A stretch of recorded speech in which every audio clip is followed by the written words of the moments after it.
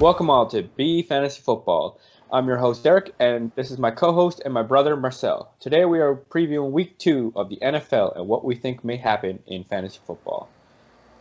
So starting off, we're going to look at the 1 o'clock Eastern games. We're looking at the Atlanta Falcons at the Dallas Cowboys. Notable injuries, there are none. There is a few questionable players, but nobody of concern when it relates to fantasy football. I do expect the Cowboys to win, but I can see the Falcons covering the number and making this game quite close. Any thoughts there, Marcel? No, I definitely think it's going to be a shootout game.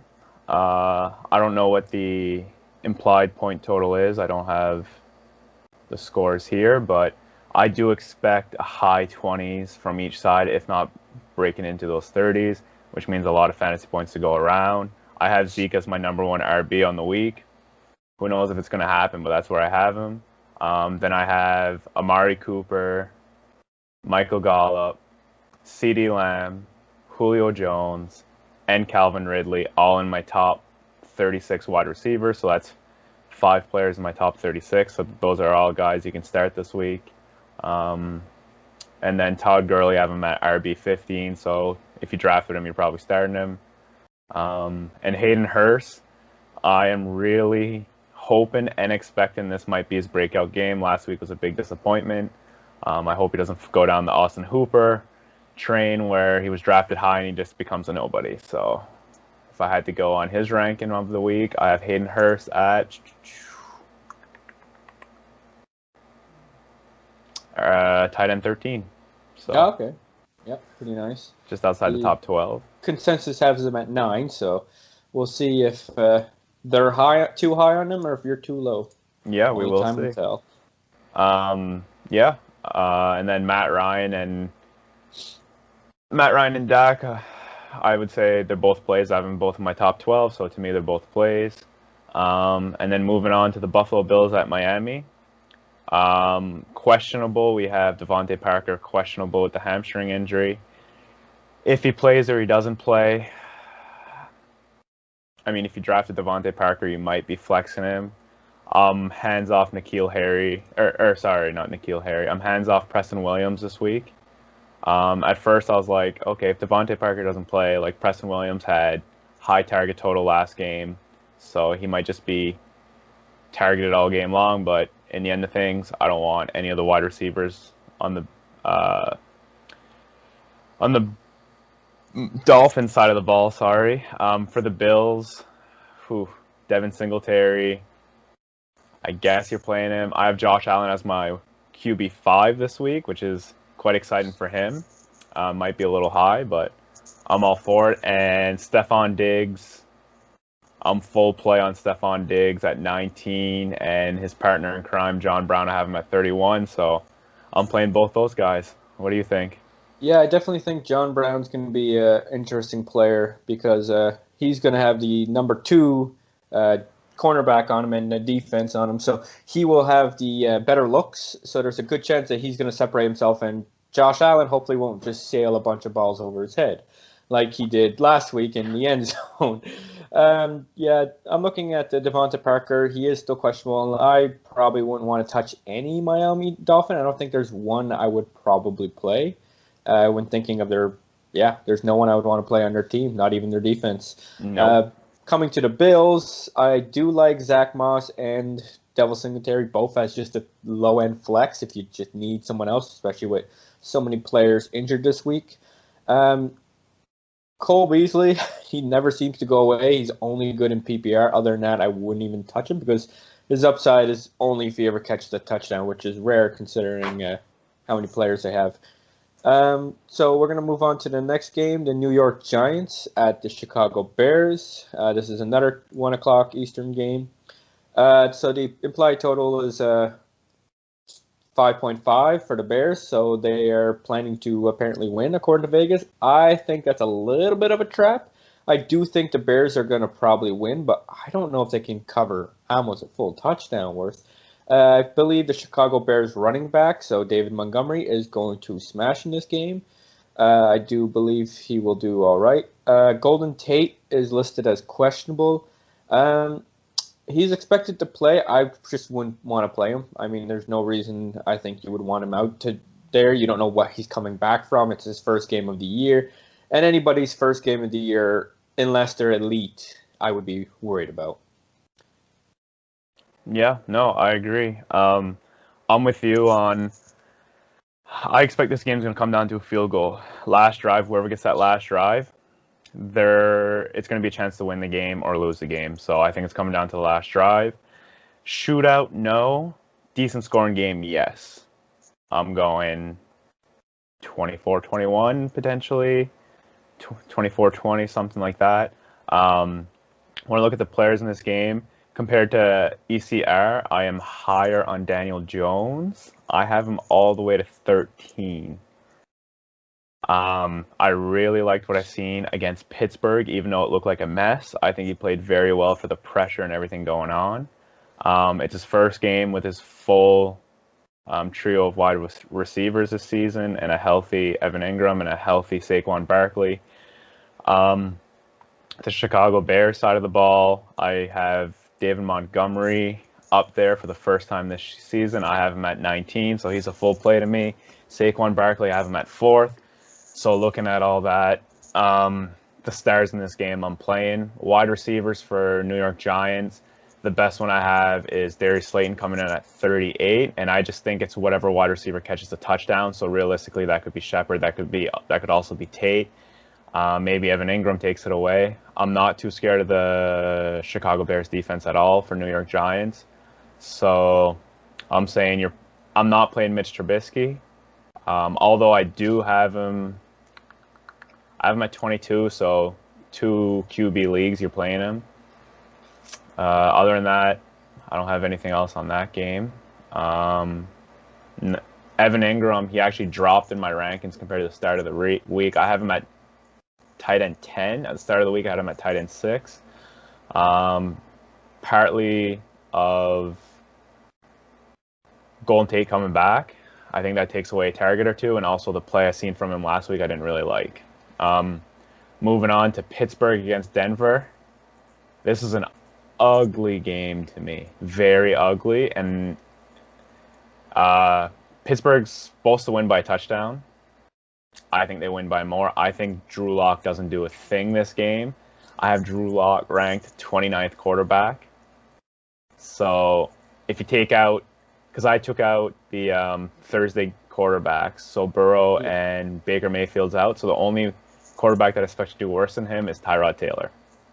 And ECR has him at 30, so I'm not surprised by that ranking. It is low, and it's weird to say such a low number, but I mean, yeah.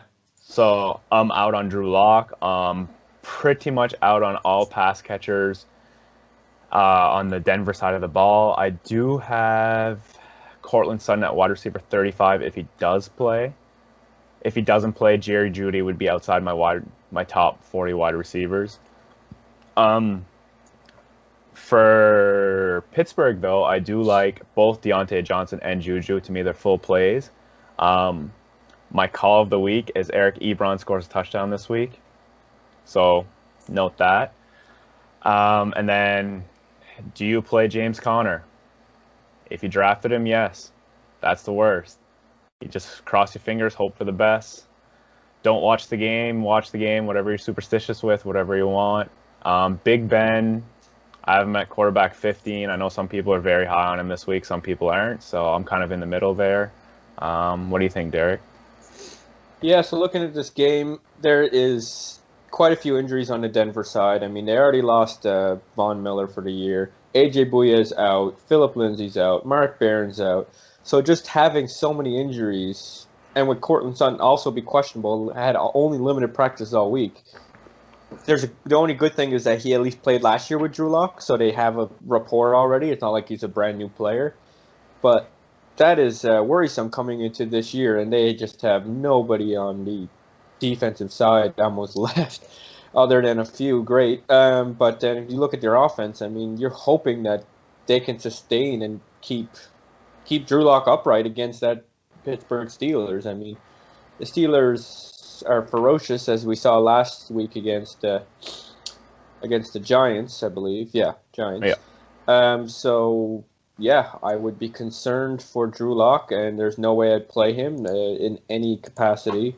When it comes to Big Ben, I wouldn't mind playing him at all, especially with AJ Bouye out. That would, freeze up a nice, easy target. I do think that if you want Deontay Johnson on your team, you have to get him before this game. Yep. I believe he is going to do great, and if he did pretty good last week, and if he would have scored a touchdown last week, there's no way you're grabbing him off that fantasy owner. So if I were you, I would trade for him now, because he did great in last game, and he's starting to look like Antonio Brown light in that way. He very much the same skill set, just of course not to that level. Of course, I mean that level was nuts. Yeah, I have. Sorry to cut you off. I have Deontay Johnson and Juju, both my top 24 wide receivers this week. Meant to mention that, so good on them. And then for Melvin Gordon, I have him at running back 28th, which is slightly lower than quite a bit. The ECR, I think, is 24 23, so have him a couple spots back. If Saquon can't do it, Melvin Gordon can't do it. Continue, Derek. Yeah, the only reason you have him there is because he's getting that workload with Philip Lindsay out. Other than that, if Philip Lindsay was in, I probably wouldn't touch either of them with anything, a 30-foot pole. But with Philip Lindsay being out, at least you have volume. Maybe he catches or breaks through for a touchdown. But other than that, I wouldn't touch him. So looking at the next game, we have the Detroit Lions against the Green Bay Packers. The implied total is minus 6.5 for the Green Bay Packers. So obviously ESPN believe they're going to win. And that doesn't surprise me. I mean,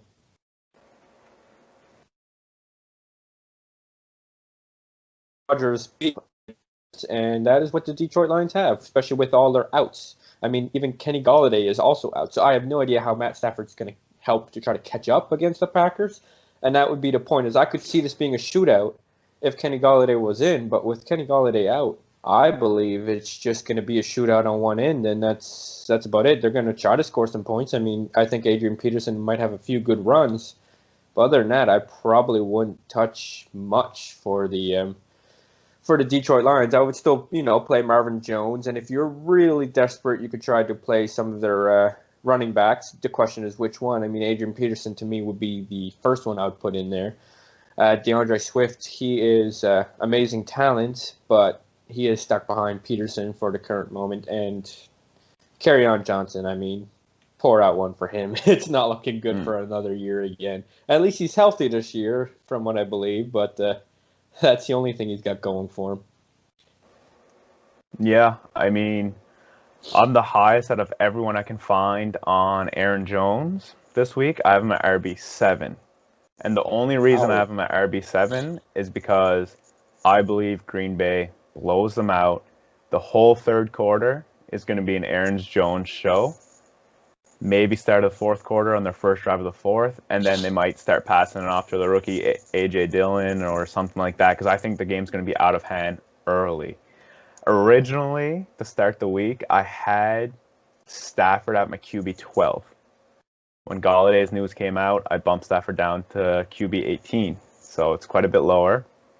I'm hands off of any running back for Detroit.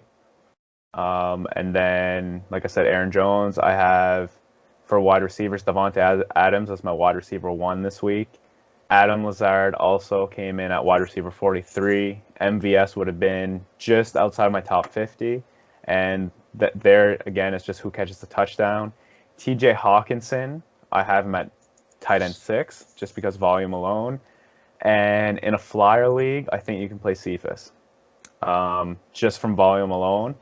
He will be challenged, but the volume should help his game.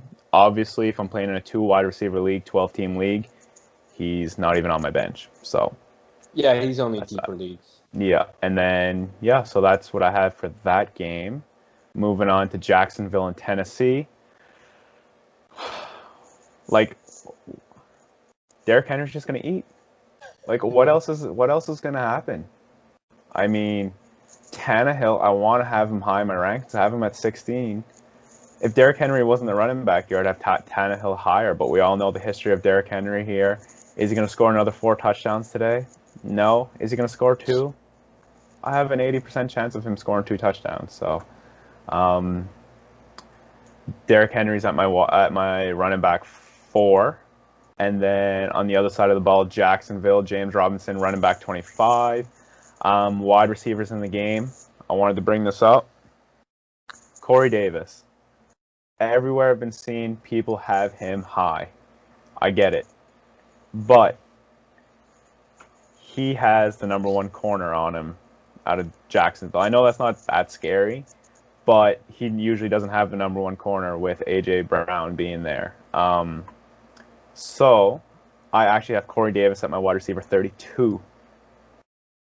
So he's halfway in that wide receiver 2-3 range. If you have a 3 wide receiver lineup, play him. If you only have a 2 wide receiver lineup, you're struggling at wide receiver if you're playing him. He's just going to be on volume alone. But where I do like is Jonnu Smith this week. I think he's going to be that end zone target if Derrick Henry doesn't vulture every single touchdown in the red zone. So I do have Jonnu Smith at my tight end 7. On the Jacksonville side of the ball, Gardner Minshew, number 20 QB on the week. And then I have DJ Shark at 18. That's the only notable players there. Tennessee, the point differential, they have Tennessee winning by 10.5. I like that number. Jacksonville could score a touchdown on the last drive and just fall inside that. So I'm either on either side of the line, I guess. Yeah, when it comes to garbage time, you never know what's going to happen. If the team ends up just, stopping and not getting anything, or if they turn around and get a field goal or a touchdown, and all of a sudden that changes it. Like, oh, we're beating you by 14, now we're only beating you by 7, and now they're past the line and well within that 10.5. Exactly. Yeah, with A.J. Brown out, also on your side with Corey Davis of not having a smash game, I would probably want him more in PPR, if anything, just because he might have a little bit of volume, but I don't believe he's going to do that much. And if it wasn't for Derrick Henry being in that backfield, I'd be actually more worried about the entire team. Yeah. Because you never know with Gardner Minshew. I mean, the question is, did he do great against the Colts, or is the Colts defense worse than we believe? I mean, that is a big question. People were so high on the Colts defense, and with only a 1-week sample, what becomes the truth, right? So this is what's going to be nice about seeing this week's game. We start to see more of a trend line of, okay, was that just a bad matchup? Is this a good team?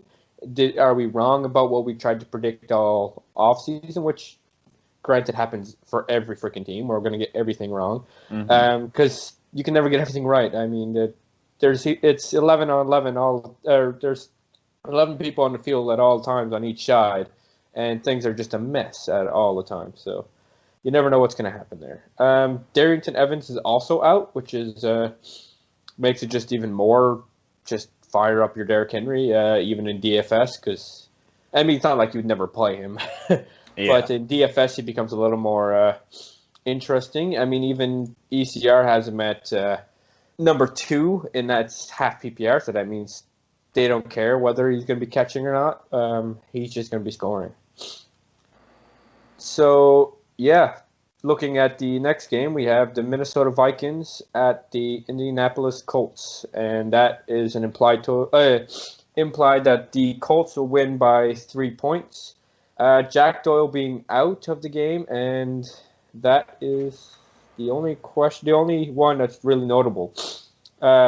Zach Pascal and Michael Pittman Jr. are also questionable, but I wouldn't worry too much about them anyways, because they're not anyone I'm probably targeting to play unless I'm really, really hurting at wide receiver with all those players injured.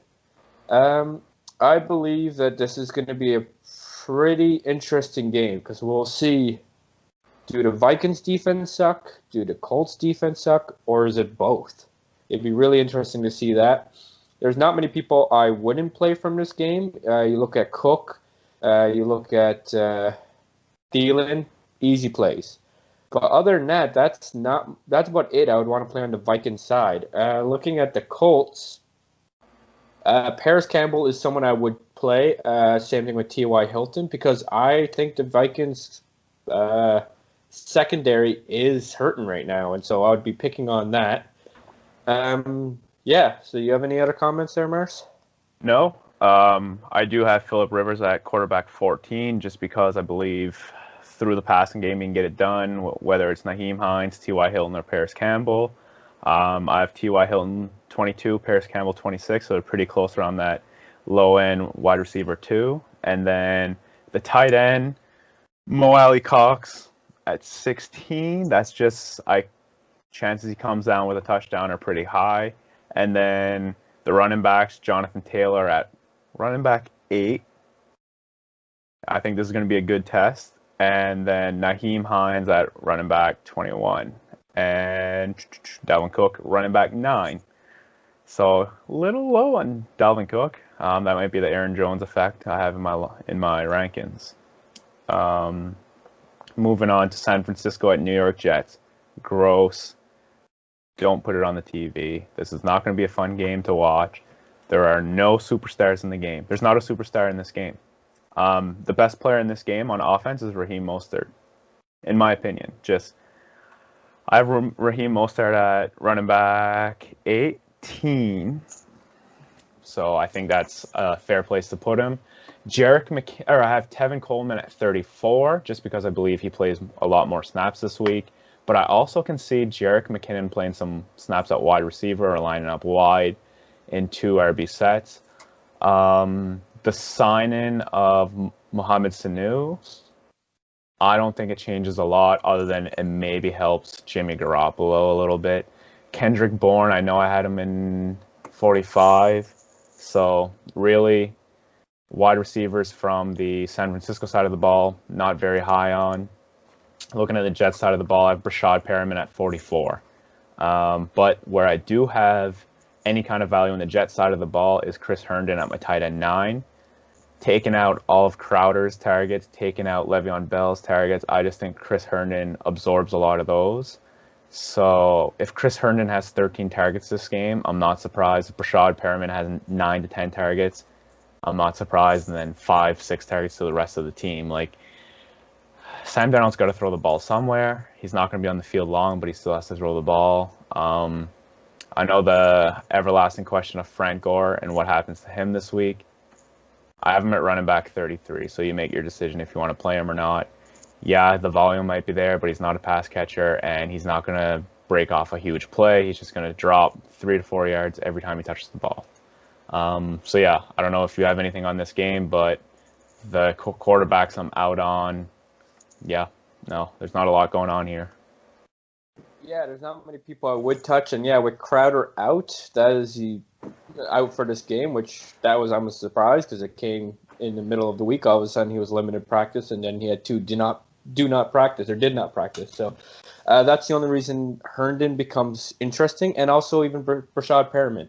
They're only interested mainly because Crowder's out. If he was there, I wouldn't touch anyone in this game other than maybe Crowder, because I believe that the 49ers are going to put Darnold on his butt quite a few times, and that he's just never going to be able to do anything more. The implied total is that they're going to win by 6.5 points, the 49ers, and I believe it's an easy over. The only reason I wouldn't is because Kittle is out of the game, so that becomes interesting. Do we play Jordan Reed? Probably not. Unless you're really desperate at tight end, I would not touch that. For all we know, he's going to get injured in the middle of the game. So yeah, looking at the wide receivers, I have so many that have so little experience with Jimmy. I don't know who you'd want. I mean, Brandon Ayuk is coming back, and then you are coming in for his first game, and then Sanu is coming in for his first game on that team. And Debo is still out. So there's there's all kinds of new targets that all don't know how to play with Jimmy G. I mean, yes, the Sanu has played in that offensive scheme before, but I mean, still, this is the first game. I mean, they're just going to run the ball and just finish this game quickly. I can see this being a very quick ending game for timeline wise. It could be one of the first games done in the week. And yeah, Mostert, I believe, does have a chance to smash. He's going to probably see a lot of lot of runs, but I can see them also just trying to, knowing that this game is well in hand, just start giving it off to Tevin Coleman and Jerick McKinnon, just keeping everyone healthy, keeping everyone fresh, because I believe it's an easy game for the 49ers to win, especially after they lost last week. They're going to want to make sure they win, and then once they have it in hand, they're just going to take the foot off the pedal a little bit. So looking at the next game, we have the Los Angeles Rams at the Philadelphia Eagles. The Eagles are expected to lose by 1.5, so it's basically a pick 'em. We have Alshon Jeffrey that is out, of course, because when is he ever going to be in? He seems to be chronically injured for the last 3 years. And Gerald Everett's also questionable, which does make it interesting if you want to play your Tyler Higbee. I think he probably goes up on the ranking quite a bit this week. Looking at the Eagles side of the ball, you really got to hope that Carson Wentz gets the ball out quicker. Last week he had the farthest distance for throwing on average, and he was on his butt a lot because of that. So I'm wondering maybe they'll quicken up that pass so then the O-line has a little less time needed to protect him, and he won't be on his rear the whole game. I would be worried because it's the Rams D-line, and they are ferocious. I'm not. I would not want to go against Aaron Donald. So I would definitely be not want to be Carson Wentz in this game. I believe it's probably going to be a low-scoring game. People I would play is basically anybody on the Rams side just to try him out. I mean, the question is you can't expect too much from any of them. I don't think any of them are going to be a boom, but I think they all have a decent floor. So when I look at what's his name there, the main wide receiver, Woods, I would have him as my top wide receiver on that team. But even then, other than with the PPR and half PPR, I don't think he's going to get much more than just a lot of volume. So, and when it comes to their running backs, that is a headache because yes, it was Malcolm Brown last week, and it'll probably be him again this week. But I can see them, if they're winning by quite a bit, trying out those other running backs because they got to know what they have in them. And I mean, the season's only going to get shorter from now on, right? So all of a sudden it'll be week 10, and they still don't know what they have in their two running backs. So once they start getting ahead, which I believe probably will happen, they might start trying out those other running backs and giving Malcolm Brown a little bit of a rest as well. In case the Eagles do start to come back, well, then they can just chuck Malcolm Brown in there, knowing what he's going to get them. Yep. No, I agree 100%. I had a question come in on Twitter. So it was, do I start Tyler Higbee or Hayden Hurst this week? I think Tyler Higbee. Tyler Higbee. I said if Gerald Everett is out, 100% Tyler Higbee. If Gerald Everett is in and healthy, I'm not just saying like a decoy in, I'm saying healthy. If he's like limited snaps or anything, I'm still going Tyler Higbee. Otherwise, I might go Hurst just for that blow-up game where I think this game is going to be more run-heavy for the Rams, where I expect the Atlanta Falcons to throw the ball a lot more. Yeah, I agree there. Yeah. So it all depends on Gerald Everett's health status. Kind of breaking news, Philip Lindsay out 2 to 4 weeks. Just released this right 2 minutes ago when you were speaking. So I'm looking ahead to week 4 for Melvin Gordon. That's going to be a smash play, but that's in the future and we won't get too far ahead. And George Kittle is expected to play next week. This is kind of like a maintenance game off, and I think it's because the 49ers know they're going to win the game, so why force their star tight end to play? Okay. And on this game that we were just speaking of, I have a lot of people have Dallas Goedert and Zach Ertz in their top 10 tight ends, which I understand why. I am not high on Deshaun Jackson this week just because, their new cornerback's going to lock him up. So that's that. And moving on to Tampa Bay, Carolina. Is this a trap game? It really could be, because Tampa Bay might shut down Carolina's offense. They have a really good defense, and if that happens, Tom Brady's just going to go back to his New England days and play game manager. So I think it could be a trap game. The implied win to Tampa Bay is by 8.5 points. Might be a little ridiculous. So I think Carolina's going to cover that and fall inside of a touchdown worth of points. Notable things here is Chris Godwin's out. So Scotty Miller, to me, is a play. I have Scotty Miller at my wide receiver 30. So he's a play. He's a flex for sure. Mike Evans, I think I'm low on him this week. My apologies. Can't find him in my lineup anywhere.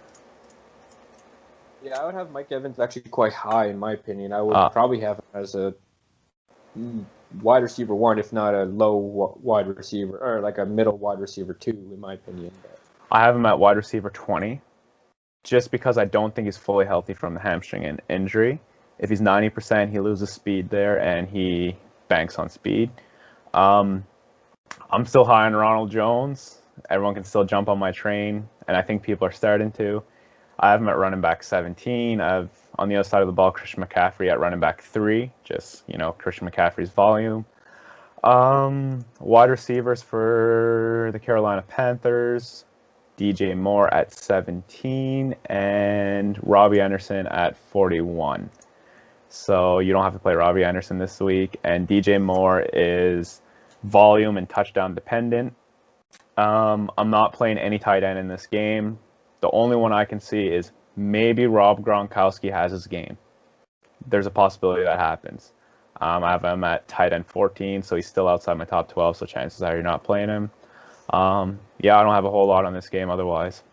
Yeah, I was looking at this game, and I actually have very different views. I do believe the Bucs might smash, just because it all depends what we think of that Saints defense. Were they that good that they could just stop this team at will?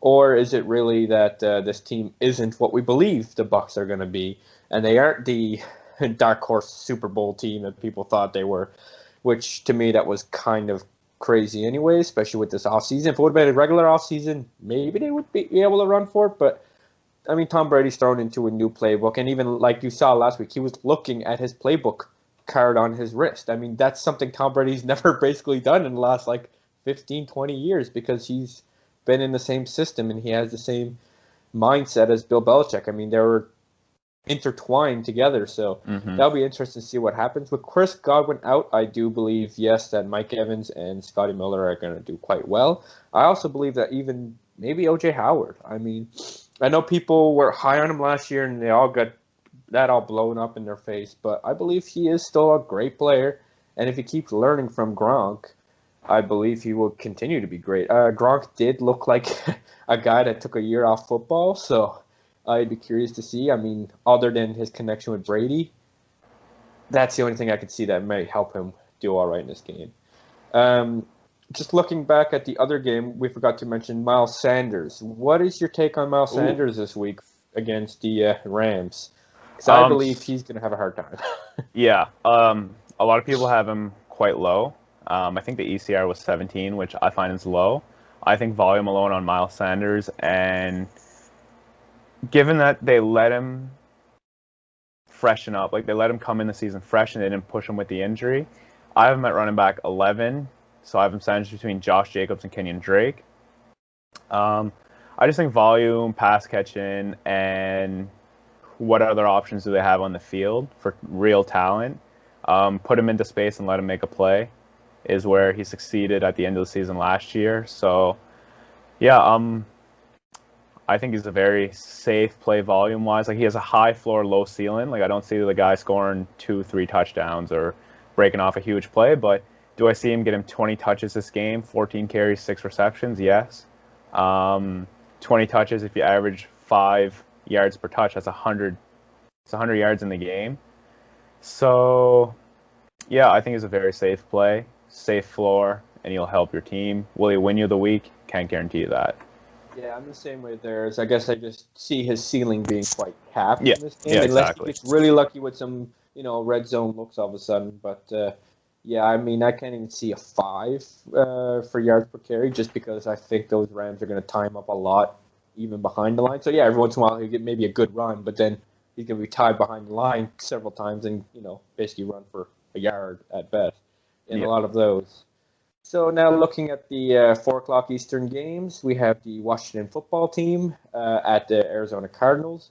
It's implied that the Arizona Cardinals are going to win by 6.5, according to ESPN. So we're looking at the main injuries. There is none. I mean, there is a few linebackers and stuff like that and tight ends out. So you're looking at Max Williams. He's out, but I mean, we were never really relying on the tight ends in the Cardinals offense anyways. I mean, we look at all their wide receivers. I mean, even Christian Kirk didn't even do that well last week because they have D-Hops now. I mean, everyone was worried that he was going to lose a bunch of targets once he gets to a different field, or different team. But yeah, that's not the case at all. So I do believe that the Cardinals will win this quite easily. I believe that the Washington football team, their D-line is stout, but Cardinals are pretty good too. And the thing is that Kyler Murray is a running quarterback compared to Dwayne Haskins, who is not so much of a running quarterback. He is a more pocket passer. So I believe he's going to get hit quite a few times, where Kyler Murray, he's going to be scared out of the pocket, but I don't believe he's going to be on his rear as much. So I'll pass it off to you, Merce. Yeah, I think both sides of the ball can score in this game. I expect mid-20s score. Cardinals could also run away with it just because I don't think that secondary for Washington is very good. I think they're good. It's their D-line. That's where they're great. So I think like Kyle Murray getting out of the pocket, extending the plays, will have more chance for deep balls. So that being said, I have DeAndre Hopkins at number 3 for wide receivers, and I have Kenyon Drake at 12 and Kyler Murray at 4. So those are all top options at their position. I wasn't really sure what to do with the secondary options for wide receivers in Arizona. So Larry Fitz and Christian Kirk both fell outside my top 48, but I do expect one of them to fall inside the top 48 at the end of this week. I just didn't know who, so I just went with the higher percentages and other players in other matchups.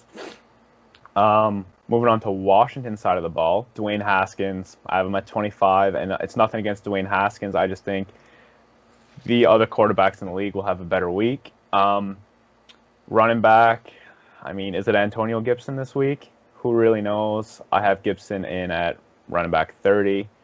So you can flex him, hope it's his game.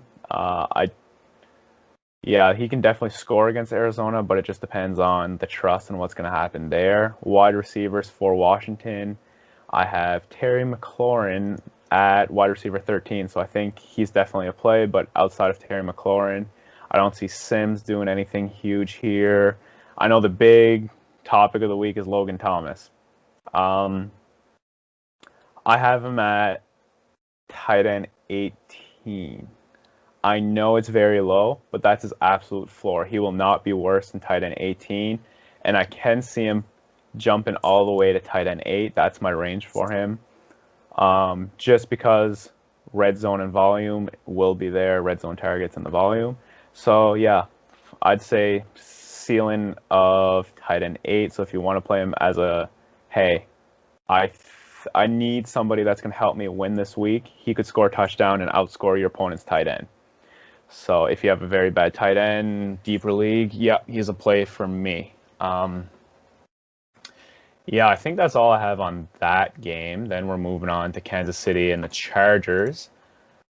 The Chargers, the only person I am playing on the entire... Oh, no, sorry, Austin Eckler. I'm playing Austin Eckler. I have Austin Eckler at 14. So I'm playing Austin Eckler, and then when I look at Hunter Henry, I have him at tight end 8. So I'm playing those two guys, but Tyrod Taylor's my worst quarterback on the week. So I'm not touching Tyrod Taylor. Patrick Mahomes, I have him coming in at quarterback 2. I think ECR has him at 4 just because they believe the Chargers defense is pretty good, which I do as well. It's still Patrick Mahomes, and if he wants to throw 3 or 4 touchdowns, he can. That being said, Travis Kelce, tight end 2, one behind Mark Andrews, as we'll get to in the next matchup. As wide receivers, Tyreek Hill comes in at wide receiver 4. If you look at his career, every second to third game he has a blow-up game. It didn't happen last week, so maybe game script might go his way this week. So I have Tyreek Hill at 4. I have Sammy Watkins in at 40th, which I still believe he can do better than that. I am starting to rise on. I hate that I'm rising on Sammy Watkins because before the season started, I had Robinson actually higher than Sammy Watkins. I really thought Demarcus Robinson could do something this year. And then I also had your boy Mecole Hardman. So who's going to be the second best wide receiver on this team? It's so hard to say. I just have Sammy Watkins there due to last week's target volume. Clyde Edwards-Helaire, I have him out running back 6 just because I believe this team's going to win, and they're going to say, okay, let's test him out. Let's see what we can do when we get him in this XYZ situations. Like, what can he do? Where's his strengths? Like, let's see him as an NFL running back in any kind of different play. So I have him down for 18 carries this week. Could be more, could be less, who knows? So yeah, that's my take on that side of the ball. And on the other side of the ball, when we're looking at the Chargers, the only other player, Keenan Allen, I have him in at wide receiver 27. Again, he's just there for his talent. He's not there for volume, and he's not there for game script. He's just there for talent. So that's my take on that game. Yeah, me looking at this game, it's probably not even going to be fair for the Chiefs. I mean, this is going to be just too easy. I mean, if we look at the Chargers, they played against the Bengals last week. And if you just look at the game on Thursday, the Browns played the Bengals and scored a bunch of points. I mean, do we really think that the Chargers' offense is actually anything right now? I mean, maybe later in the season once they get their stuff together, but I can't see it. I mean, I feel like Tyrod might be sitting on the bench in not too many games before Herbert comes in. And yeah, I mean, Mike Williams. Actually, I'd probably have Mike Williams over Keenan Allen this week, just because I can see them having the same amount of volume, but Mike Williams just having that higher value targets right downfield. But I mean, it's I wouldn't play either of them. I mean, flex, yes, but that would be about it. Keenan Allen scares the crap out of me just because of Tyrod, not because of his talent. I mean, Keenan Allen's a great player.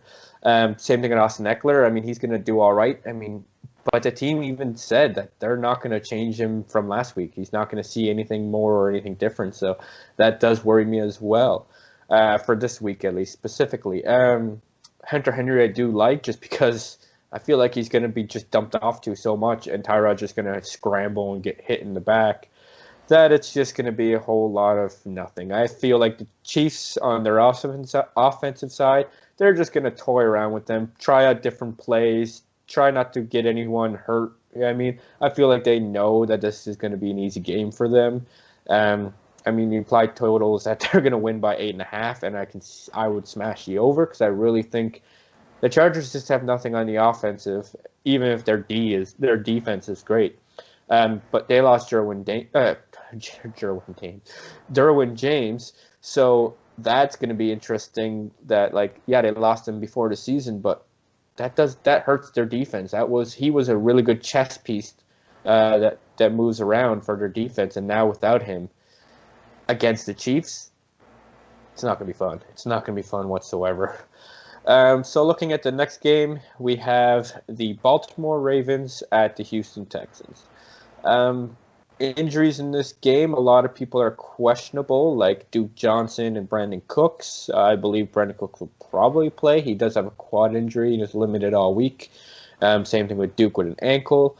People that are out on the other side, nobody that is very relevant when it comes to this game. So I just feel like the Ravens are going to punch the Texans in the mouth.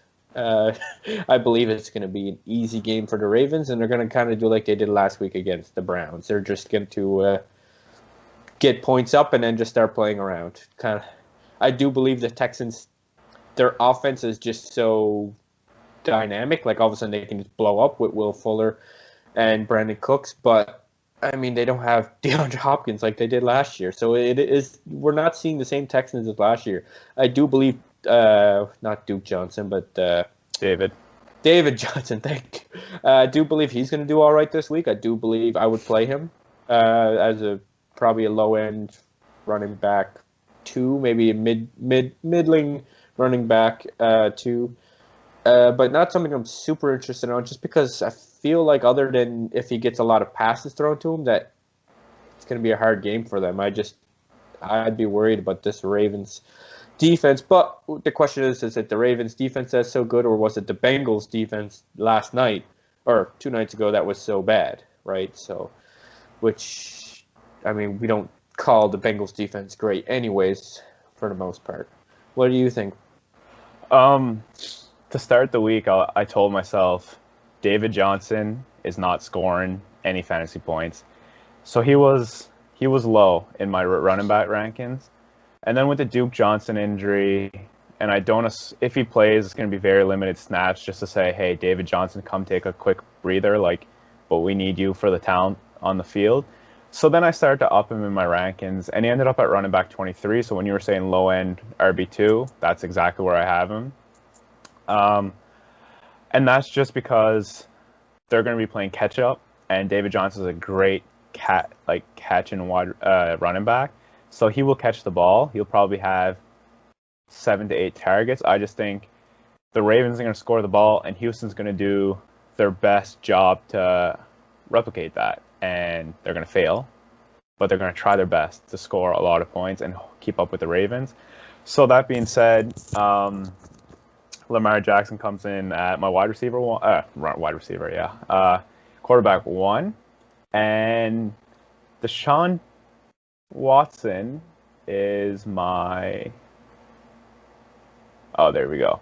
QB 11. So he's still in my top 12, and that's just he's gonna do his best. He's gonna run the ball. He's gonna throw the ball. The game's gonna go. Whatever happens to the Houston Texans, it's however Watson plays offensively. For the Ravens, I have Mark Ingram at running back 22 and J.K. Dobbins at 31. Why? I don't know.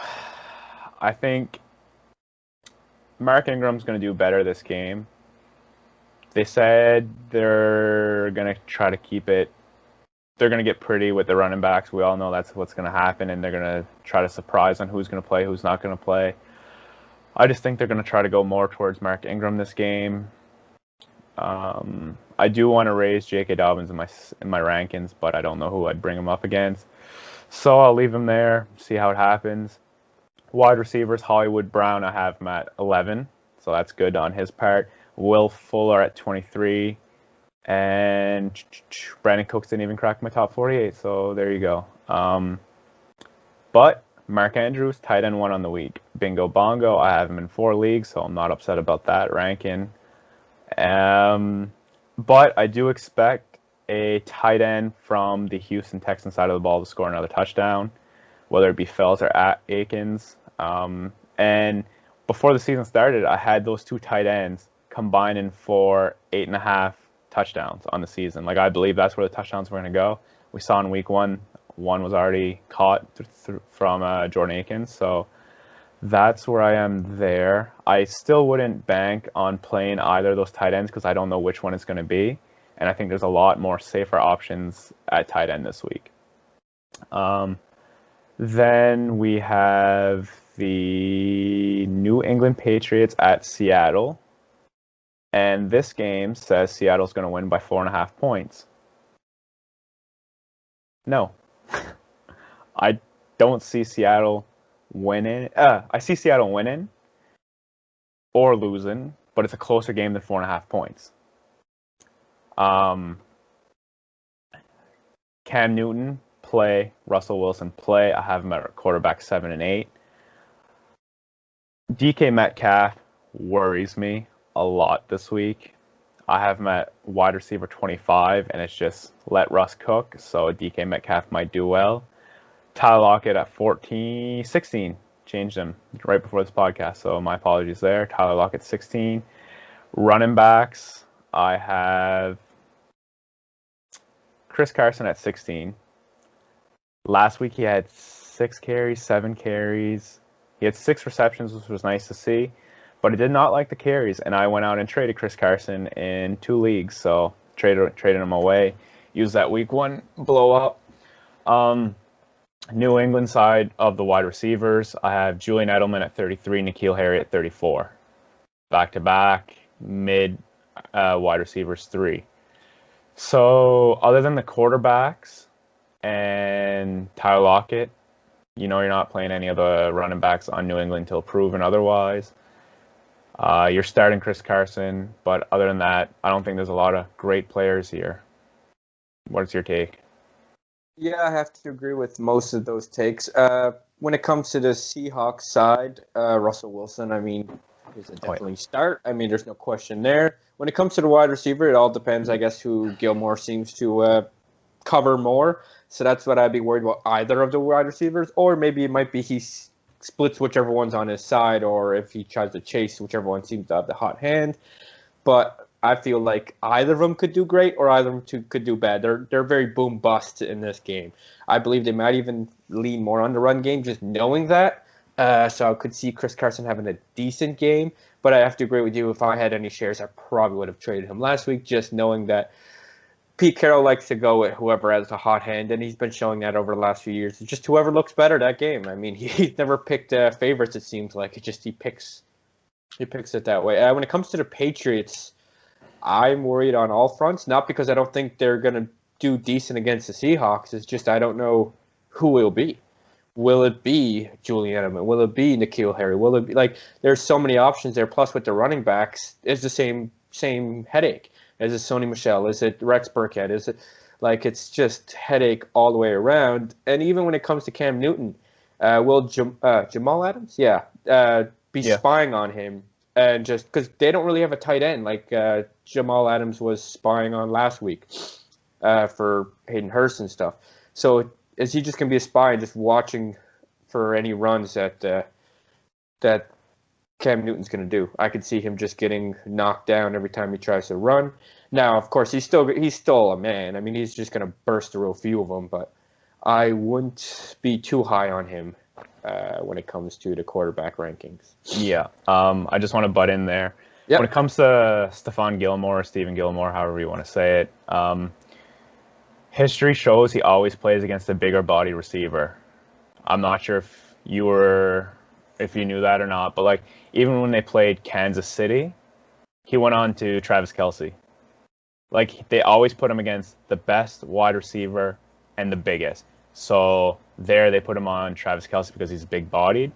So I see DK Metcalf is obviously the bigger body here, and I expect Stephon Gilmore to be on DK Metcalf all game, and that's what it's been projected throughout other podcasters and stuff. So I'm on that train where DK Metcalf, he's going to be locked up. I just have him there. I expect him to fall outside of wide receiver too. I honestly do. And he's barely he's just a flex play for a touchdown.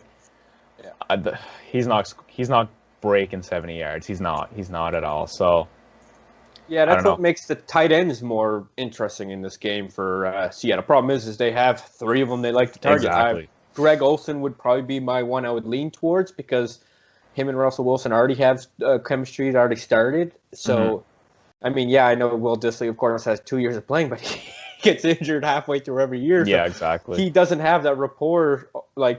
He will start to get the rapport with Wilson, and all of a sudden it disappears for 6 months of the year. So, I'd probably be Greg Olsen. I'd be willing to play a tight end depending what my tight end backfield looks like who I have on my dynasty team, or my fantasy team. Yeah. So that shifts over to Monday night game. Michael Thomas was ruled out originally, but now he's changed to doubtful. So that's kind of a headache because for anyone who has him in fantasy, I wouldn't want to play him either way. So I'd rather him be out so I can put him on. You sure? I just saw a report that it might be only doubtful now. Last night they released a statement saying he's not playing Monday. Okay, I thought that was another one this morning saying he's doubtful again, but that might be an old. He won't play. Don't bank on him at all this week. I wouldn't want him either way, and I'm hoping he's out so you can put him on your IR spot and grab another player. If he's already on your IR spot, leave him there. to me. I wouldn't want to play him at all, no matter if he plays or not. I believe they could probably beat the Raiders without him. Now, the question is how well will they beat the Raiders? I think this is going to be a really close game, to be honest. I'm not, like my brother, I'm not a Raiders fan. But the Raiders are a pretty good defensive team. Not elite or nothing. And they're decent on it. Like, they're decent in both, where the Saints are elite in both, but where the Saints are losing some of their, like, they're losing Michael Thomas, and they're losing a bunch of other just chemistry, right? Like, Drew Brees did look a little older this year when he was playing the other day. Now, was that just because of the good defense they were playing against, or was it because they couldn't get anything done, or is he actually aging? So that'll be interesting to see. When I look at the Raiders, we have what's his name, Henry Ruggs as questionable, so hopefully he plays. I hope they play him right. I wouldn't want to try to do too many deep balls with him. I would try to just get the balls in his hand quick and let him try to outrun everyone on the field because he has that speed. Looking at the Saints side, Kamara is a smash play. I think he's going to do great. Other than that, I mean, everything else is as usual in my opinion. Yeah.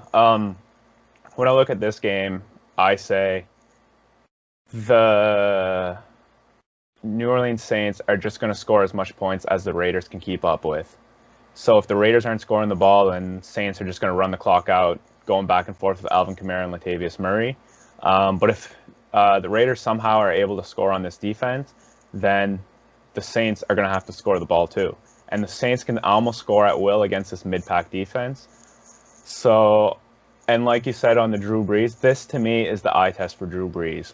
Is he done, or is he aging, or is he still Drew Brees? Playing against this defense that is young but fast, I'm really excited to see what happens with Drew Brees. But as a Raiders fan, I'm also intrigued to see what can the Raiders offense do against a top 8 defense. So this is going to be my outlook for the Raiders on the season. When I had the Raiders absolutely losing this game in my preseason rankings, and now I'm like, well, no Mike Thomas, Raiders can maybe win, but no, the Raiders aren't going to win this game. If they do, I'm ecstatic, but they're not winning. Emmanuel Sanders, I am high on. I have Emmanuel Sanders at wide receiver 21, Jared Cook at tight end 5. Then I have Alvin Kamara as my running back 2, Latavius Murray as my running back 26. So Latavius Murray is a flex, Alvin Kamara is a must start, Drew Brees at QB9, so he's a must start. So every skill position for the Saints is a start. Going to the Raiders, Josh Jacobs obviously must start. Derek Carr at QB24, so you're not starting him there. And Henry Ruggs, I have him at wide receiver 39. If I know he's completely healthy, he probably moves into my top 32. But otherwise, yeah, I'm not really playing any. Oh, Darren Waller. My apologies. I am playing Darren Waller. I have him tight end 4. So there you go. That's my breakdown on that game.